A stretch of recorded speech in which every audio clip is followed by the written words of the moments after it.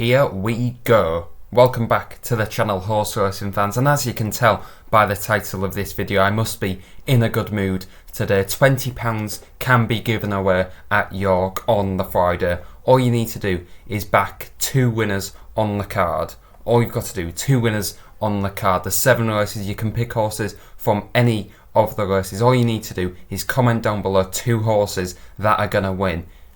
Also like the video and subscribe to the channel, and you are in the competition. If there is more than one person that does it, it will go to the person with the biggest SP if you were to put them in a double. So you might have to take that into consideration as well. But if you back 2 winners at York, someone will be winning £20 in cold hard cash. I'll also be at York tomorrow, hopefully winning at least £20 to cover the cost of this video. So do like, subscribe and get your entries in.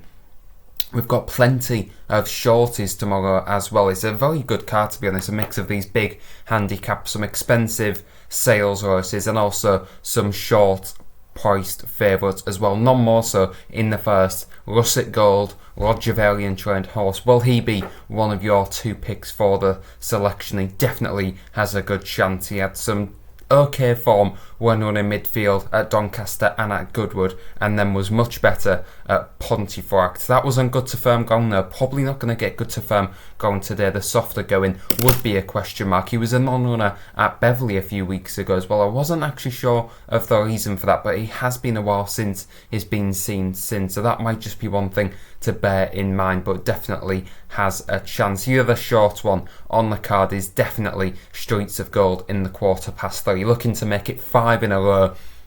This Havana Gold colt has been pretty impressive. Eve Johnson Horton usually does have 1 2-year-old that is usually pretty above average every single year. This is the one, was impressive over course and distance in another one of these big races. That was a nursery that it won off a mark of 2, and it won pretty easily off a mark of 92. Then it went over to the Curragh and won one of them big sales races. Beat a horse called Tostado, who I actually backed that day, and I think he's pretty good as well. So the form of the first 2, the third was also trained by England as well. The English going over and whacking the Irish in their backyard. That's always nice to see. But the form of that race does look very strong, and I think at 2-1, this Streets of Gold is going to have a pretty good chance of following up again.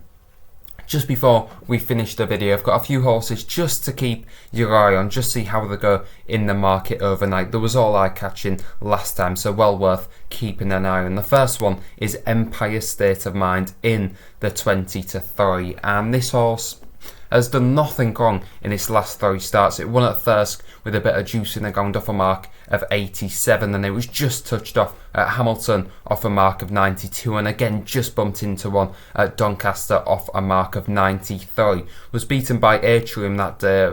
Beautiful ride by William Buick, and that was a progressive 3-year-old, so there's no shame in that. Pulled a tiny bit clear of the third as well. Just kind of got into a battle 2.5-3 furlongs out and just got pegged on the line by Atrium, who is definitely a progressive horse. Jason Hart takes the ride today. That's definitely a positive, and at 11-1 in the 240, Empire State of Mind is definitely one to keep an eye on.